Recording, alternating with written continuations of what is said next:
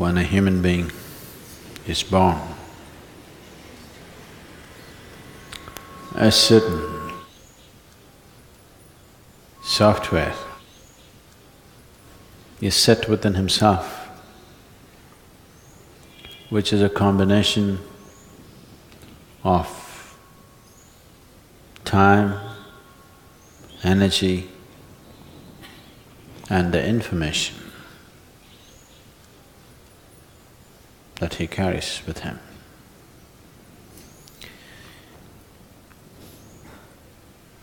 These three together will determine various aspects of life.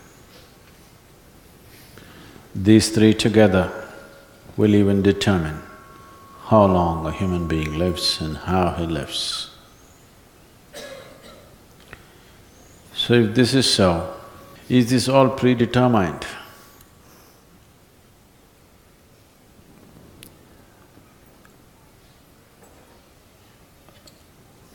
The information is definitely predetermined. This does not mean you cannot take in new information. It is just that it kind of pushes you or pulls you towards certain type of things, depending upon what kind of information you have.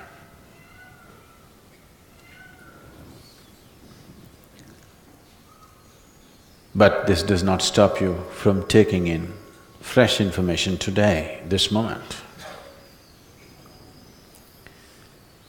Energy is allotted for different aspects of life.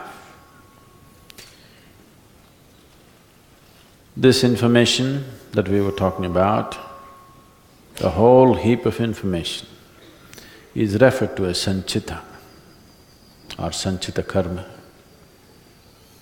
The allotted information which must be handled, which is more urgent, express, and a little more compulsive than the rest of it.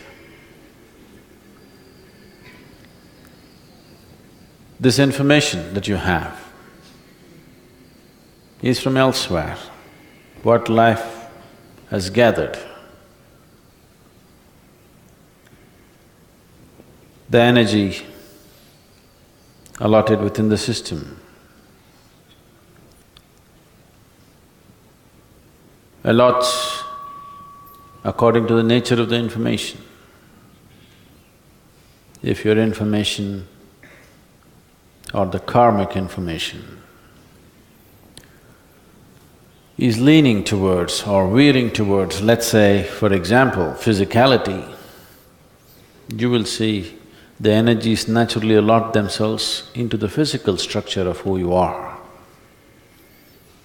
If the information is leaning towards your intellectual process, accordingly the energy allots itself to that activity.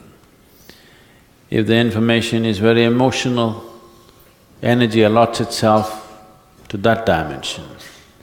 If it is inclining towards a spiritual dimension, then energy allots itself in that direction.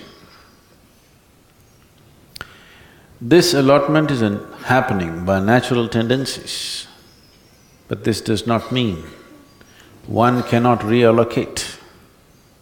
One can reallocate, but if you simply go by your tendencies, yes, life is predetermined. If you are 100% a slave of your tendencies, life is predetermined. Very easily we can predict what will happen. Reallocation of energy, how we manage our energies, in which direction we focus on energies, do we enhance it or do we deplete it? These things are very much in our hands.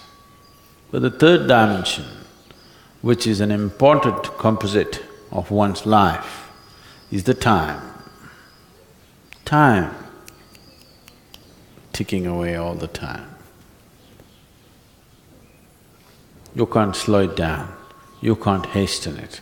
You can conserve your energy, you can throw your energy around, you can develop it, you can make it phenomenally big or insipid, but time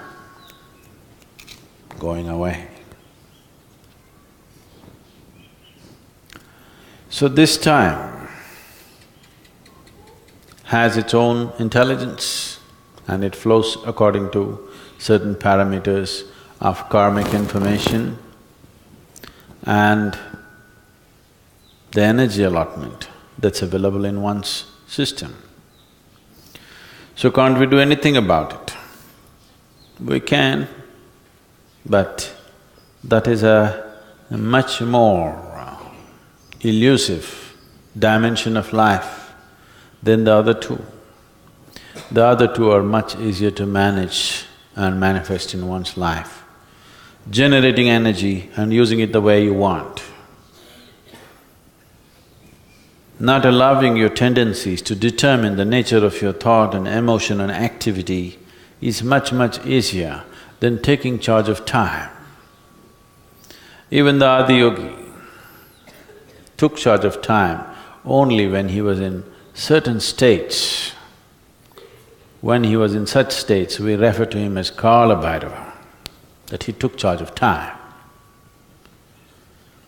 Time determines the nature or the duration of one's life and death. Both life and death are within the ambit of time. So time, one who has mastery over time has mastery over life and death. One who has mastery over his energies has absolute mastery over his life, but not over his death. One who has mastery over his information or one who has mastery over the tendencies which are caused by the information, or one who is free from the tendencies which are caused by the type of karmic information you carry, has mastery over the quality of his life, that whether this is pleasant or unpleasant. One who has mastery over his energies will determine the nature of his activity and how he lives. One who has mastery over time will determine the nature of his life and death, and he can determine whether he wants to live or die. So these three components together is the making of life. These three components together is what you are right now. The accumulation of body, the accumulation of information is essentially determined by these aspects. Depending upon what type of karmic information you have, you tend to go towards a certain type of information, certain type of activity. Depending upon how your energy is allotted, you naturally tend to choose certain type of activity. So they were asking me, Sadhguru, an activity, isn't it a barrier? If we give up activity, won't we be progressing spiritually faster? If you can give up all levels of activity, yes, for sure. Giving up activity, all levels of activity includes food and going to the toilet and what happens in your mind. Nice karma is the best karma. That means no activity, everything is at standstill. You just don't do work, that's not nice karma, that's bumming around.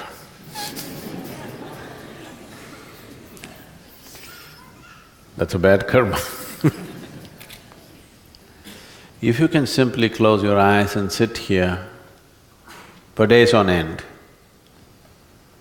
that means you're doing something good to this being. You stopped everything and just sit here, that means you're doing something absolutely wonderful to this being. Then we are fine with you. If you're doing something great to yourself, we are fine with you. If you can't do that, you must be doing something useful to 10 people around you. If you can't do that also, then you must just learn to listen. to what other people say. Either you must be useful to yourself or to a few people around you. If you can't do both, what's the point of living, I'm asking? So you cannot do absolutely this and absolutely that, so little bit of closing the eyes, little bit of activity. Not little Sadhguru whole day, that's what I call as little.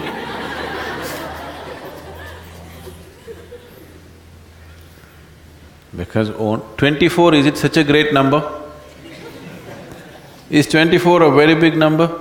Even this little child knows what is 24? Yes, see. Even this little baby knows what is 24. All 24 hours. Either it must be invested in sadhana or in work. What about my sleep? That should also become sadhana and that should also become a tool for work. Rest is the basis of activity, do you understand? Rest has no purpose by itself. If you only want to rest, you must rest in peace. If you want to practice only rest, then we will bury you. You can practice rest.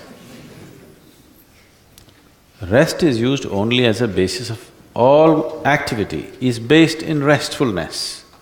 So we want you to be in a restful condition so that you could be active. So sleeping and waking up is just management of energies, that's all. Time you cannot manage, it's rolling. If you sit, it's rolling, if you stand, it's rolling, if you sleep, it's rolling, you can't stop it. But sleep and activity is a way of managing our energies and a way of coming back with new force tomorrow morning. As you go, you're like a battery cell, slowly comes back. So you charge it up and again come back. The idea of charging the battery is to put it to use again, isn't it? Nobody charges a battery just for the sake of charging a battery. You charge the battery because you want to use it. So, if one not intellectually understands, if one grasps these three dimensions within yourself, that you are a combination of time, energies and information, if you can conduct these three things, if you can conduct all these three things effectively, then you're free in every way. In every way. That's liberation, that's mukti. If you can conduct all these three things consciously, you are 100% free. If you just conduct your information consciously and you can manage it well, you are 33% free, you still don't have passing mark. If you manage your energies well and also information well, you're 66%, all right, you're doing okay. But if you manage all the three, then you're free.